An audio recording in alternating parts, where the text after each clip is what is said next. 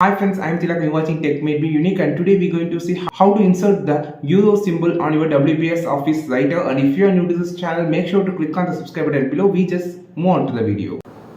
So to insert the euro symbol in WPS Office Writer, you just go to the insert option here.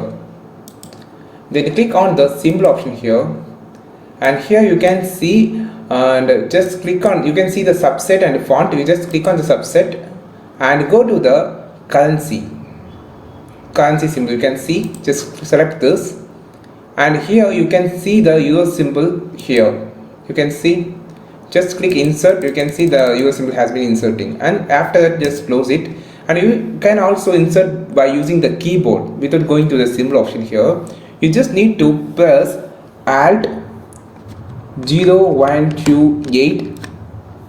okay, so just want to press the Alt and 0128, then automatically the euro symbol will appear. So these are the two methods that you can easily insert the euro symbol on your WPS Office Writer. I think this video helped you a lot. If it is really helped you a lot, like this video, share this video with your friends, and don't forget to click on the subscribe button below. If you want more content about WPS Office Writer, just follow this channel. We will meet on next video with a super valuable content.